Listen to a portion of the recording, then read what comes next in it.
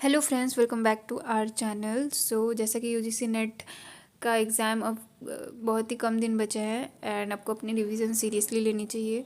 Revisions के साथ साथ आपको एमसीक्यूज प्रैक्टिस भी करनी चाहिए सो दैट आप एग्ज़ाम्स में नर्वस ना हो। एंड आज हम एक न्यू पेपर सॉल्व करने वाले हैं जिसमें टोटल 120 क्वेश्चन है एंड ये पार्ट 1 होने वाला है। अगर आपको ये वीडियो अच्छा लगा हो तो do like, comment and subscribe to our channel. And साथ ही आपको अगर एक क्विक रिविजन्स के नोट्स चाहिए जो कि मैंने अपनी नेट जेआरएफ के टाइम पे यूज़ किया था, आप मुझे कमेंट डाउन कर सकते हैं, मैं उस पर भी वीडियो बनाऊंगी। The first question is about match the following. इसमें कुछ मैच द फॉलोइंग है, लिस्ट दिया है एंड हमें उन्हें मैच करना है। First is caste. कास्ट हमें पता है कि बाय बर्थ मिलता है, that means it is ascribed. Second is class. Class achieved होता है। Informal social control. Informal social control primitive society में पाया जाता है, विच मीन्स कि प्रिमिटिव सोसाइटी के कस्टम्स, ट्रेडिशंस, नॉर्म्स वो सोशल कंट्रोल में हेल्प करता है। And formal social control are modern in modern society and the example will be law. Next is identify the true statement. इसमें दो statement दिया गया है एंड हमें पूछा गया है कि इनमें से कौन सा स्टेटमेंट ट्रू है। फर्स्ट है एकोमोडेशन के बारे में, that accommodation is the process whereby individuals और groups once dissimilar become similar and identify in their interest and outlook. अगर हम एकोमोडेशन की बात करें, एकोमोडेशन मीन्स एडजस्ट करना या फिर कॉम्प्रोमाइज़ करना। The first statement is wrong क्योंकि हम and the second is assimilation refers to the process in which man attains a sense of harmony with his environment। ये भी एक रॉन्ग स्टेटमेंट है क्योंकि एसिमिलेशन में एक कल्चर या एक ग्रुप दूसरे कल्चर के साथ मर्ज हो जाता है totally. The answer will be neither 1 और 2 is correct. Next is who is associated with the concept of habitus. Habitus का कॉन्सेप्ट किसने दिया था ये पूछा गया है and the answer will be Pierre Bourdieu. Next is again a true statement, हमें आइडेंटिफाई करना है। First statement is anticipatory socialisation refers to the process of socialisation in which a person rehearse for future positions, occupations and social relationship. ये एक true statement है क्योंकि anticipatory socialisation means कि हम खुद को तैयार करते हैं for future roles. And the second is resocialization that refers to the process of discarding former behavior pattern and accepting new ones as a part of transition in one's life। ये भी true है क्योंकि रीसोशलाइजेशन का meaning होता है कि आप अपने पुराने बिहेवियर को छोड़ के न्यू बिहेवियर को अपनाते हैं। Both this statements are correct. Next is about objectives of land reforms. इसमें लैंड रिफॉर्म्स के ऑब्जेक्टिव के बारे में पूछा गया है। The answer will be all of these are correct. Next is again match the followings. Eurocentrism दिया था समीर अमीन ने। World system is by Immanuel Wallerstein. Mass high mass consumption is by W Rostow. इनकी जो 5 stages है development के ऊपर उसमें इन्होंने दिया था। एंड स्मॉल इज़ ब्यूटीफुल, ये है EF कल्चर का, ये बहुत बार पीजीटी एग्जाम में पूछा गया है, आप इसको भी नोट कर सकते हैं। Next is a kinship relationship based question and the answer will be here is secondary kinship. इसमें पूछा गया है कि अखिल के जो फादर इन लॉ है एंड अनुपमा के फादर इन लॉ आपस में कौन सी किनशिप से बिलोंग करेंगे। The answer will be secondary kinship. Next is structuration theory. Structuration theory is associated with Anthony Giddens. Next, also identify the true statement. A ratio scale has all properties of an interval scale. Additionally, it has an absolute zero. Correct. Ratio scale में absolute zero होते हैं. If Fahrenheit scale is an example of ratio scale, no, क्योंकि interval scales are example of ratio scale. And lastly, a nominal scale is used for quantitative scale. It is also not correct because nominal scale में qualitative use होता है. The answer will be 1 only. Values are general statements and may be regarded as higher order norms who give the definition of social value. इसमें social values का definition किसने दिया था ये पूछा गया है and the answer will be Young and Mack. Next is a assertion reason and इसमें पूछा गया है participant observation allows the researcher to observe individual behavior and situation that may not be usually open to scientific observation. Correct. Participant observation हमें allow करता है individual behaviour को observe करने के लिए एंड ये एक साइंटिफिक ऑब्जर्वेशन नहीं होता है यूजुअली। सेकंड, इसका रीज़न दिया गया है participant observation may sometime lose their objectivity or may unduly influence the individuals. सो ये भी करेक्ट है कि पार्टिसिपेट ऑब्जर्वेशन हो सकता है कि उनका ऑब्जेक्टिविटी लॉस करें. So the answer will be A, both are true and correct explanation. So next is which of the following is dissociative social process. So अगर हम सोशल प्रोसेस की बात करें तो ये टू टाइप्स हैं. एक है associative and second one is dissociative. So associative में आ जाते हैं एसिमुलेशन एंड कोऑपरेशन, एंड वही डिसएसोसिएटिव में आते हैं contravention, competition and conflict. So the answer will be all of this.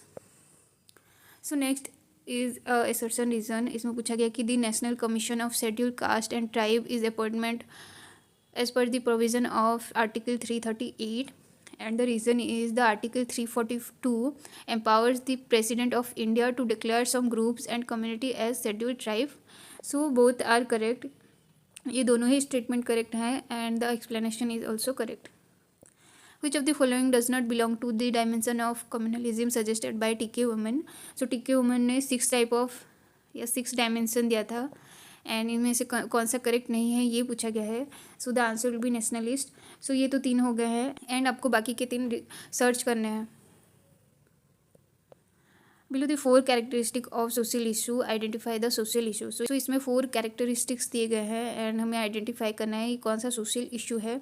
It is against the state और community, it uses violence, it has a political purpose and it is illegal and unlawful. So ये सारे features हैं terrorism के. Next, an Indian sociologist who belong to Marxian tradition. So Marxian tradition को follow करने वाले Indian sociologist थे AR Desai. हम सब जानते हैं गुरे एक इंडोलॉजिस्ट हैं, वहीं श्रीनिवास एक फंक्शनलिस्ट हैं एंड SC दुबे एक स्ट्रक्चरल फंक्शनलिस्ट हैं. Next, which of the following are consider as a 4 pillar of democracy. So इसमें डेमोक्रेसी का 4 पिलर्स पूछा गया है and the answer will be A. Next is match the following and first is revolution. So revolution means sudden and total change, where is assimilation हमने अभी जाना था associative process में आता है. Competition is dissociative and evolution का मतलब है slow and gradual change. Which of the following was a reason for the changes in caste system. So caste system के चेंजेस के क्या रीजंस है इसमें पूछा गया है and the answer will be all of this. ये तीनों ही रीजंस हैं for the change of caste system. Next is that are not related to the purpose of the study but may effect depend variable are termed as. सो बहुत time हमारी research में एक ऐसा variable effect करता है जो कि हमारी स्टडी से रिलेटेड नहीं होता है एंड इसे हम एक्सटर्नियस वेरिएबल कहते हैं. एंड जब ये इफेक्ट करता है ये it becomes independent variable. Next is identify the true statement. So first दिया गया है कि arithmetic mean is least affected by sampling fluctuation and second is arithmetic mean is least affected by extreme values. So इसमें दोनों ही correct statements incorrect है क्योंकि arithmetic means affected होता है by sampling fluctuation and extreme values. Next is according to Dash, when conflict is violent and intense, it will generate for each party to be conflict, clear-cut group boundaries, centralization of power and decision-making authority and ideological solidarity among the members. So इसमें ये statement किसका है ये पूछा गया है and the answer will be Lewis Coser. So Lewis Coser ने ये बताया था कि जब भी वायलेंट होता है इन ग्रुप्स वो एक क्लियर कट बाउंड्री क्रिएट करते हैं and it brings solidarity among members. Dash is a proposition which can be put to test, determine its validity. So हम टेस्ट करते हैं हाइपोथेसिस को.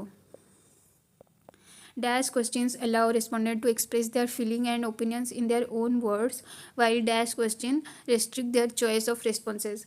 So the answer will be open-ended and close-ended. Open-ended में respondent को अपनी feelings अपनी word में express करने का chance मिलता है, whereas close-ended में वो सिर्फ yes और no में ही answer करता है. Next is some books and author names. So family kinship and marriage in India दिया था पेट्रिसिया ओबेरॉय ने. Marriage and family in India है केम कपाडिया का book. Kinship organization is India by Ravati Karve and family and kinship is by Ian Madan. Who is associate with the concept of hegemony. So hegemony का concept से कौन related या associate है, and the answer will be Antonio Gramsci. So next is IGNOAPS stand for. So इसका full form है Indira Gandhi national old age pension scheme. Thurstone scale is use to measure. तो Thurstone scale को क्या measure करने के लिए use किया जाता है, the answer will be attitude. Next is which of the following are the characteristic of dominant caste. So Srinivas ने कुछ कैरेक्टरिस्टिक दिए थे about dominant caste, and the answer will be dominant caste will have economic and political power. उनके पास economic and political power होनी चाहिए. Higher rank in caste hierarchy, जो top 3 caste हैं उनके अंदर आना चाहिए. एंड न्यूमेरिकल स्ट्रेंथ, यानी कि वो रिच या उनके पास पैसे होने चाहिए. विच of the following is not an agrarian movement. इसमें पूछा गया कि इनमें से कौन सा एग्रीरियन मूवमेंट नहीं है, and the answer will B Bishnoi movement, क्योंकि ये एक एनवायरमेंटल बेस्ड मूवमेंट था. So next is according to Dworkin, mechanical solidarity is based on resemblance resulting out of hegemony, and the reason is modern complex industrial societies are characteristic by mechanical solidarity. So Dworkin ने सबसे पहले तो 2 type of solidarity दिया था, which is mechanical and organic, and the first statement is correct, but the second statement is incorrect क्योंकि ये organic solidarity में पाया जाता है. Next is the Persons with Disability Act 1995 was replaced by. So it is replaced by the Rights of Person with Disabilities Act 2016. SRSWR stand for.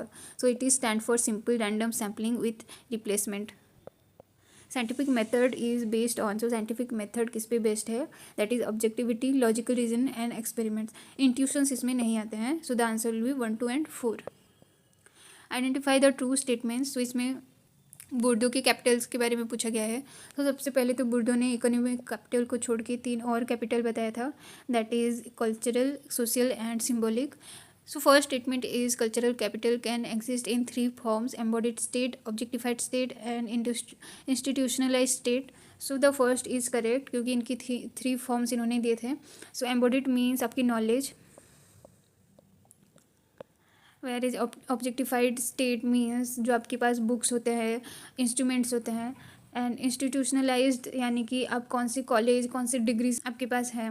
Next is social capital is aggregate of the actual और potential resource which are link to possession of a durable network of more or less institutionalized relationship of mutual acquaintance and recognition. So second में social capital के बारे में बोला गया है, and it is also correct क्योंकि social capital के बारे में उर्दू हमें ये कहते हैं कि आपका जितना ड्यूरेबल नेटवर्क होता है उतना ही आपको अपॉर्चुनिटीज़ भी प्रोवाइड होती है. So the answer will be both A1 and 2 is correct. So next is what should be avoided in a questionnaire. So questionnaire में हम क्या अवॉइड कर सकते हैं, and the answer will be all of this above. A group of people pulling a truck stuck in mud is an example of. So जब एक truck को मिट्टी से कुछ लोग खींच रहे हैं, वो किस चीज़ का एग्जाम्पल है, that is direct cooperation. The British people pioneered sociological analysis of Indian society because knowledge of Indian culture and social life was indispensable for smooth functioning of the colonial administration. So next is also a match the following. So community के साथ हम relate कर सकते हैं territorial group, association is voluntary membership, conflict means disassociative social process, and society is dynamic. Which of the statement is true about IPCC? So the Intergovernmental Panel of Climate Change is an international body established by United States after the Second World War. The IPCC provide governments with information related to climate change and prepare comprehensive assessment reports about climate change and impact. So the second statement is correct, यानी कि 2 only is correct. The set of values which are advised by Gandhian model of development. So Gandhian model of development के values पूछे गए हैं, that is humanism, social justice, trusteeship and limitation of words. सो ये था आज का हमारा part 1 of this paper, and बहुत जल्दी हम इसका पार्ट 2 करने वाले हैं. सो अगर आपको ये वीडियो अच्छा लगा हो तो do like, comment and subscribe to our channel.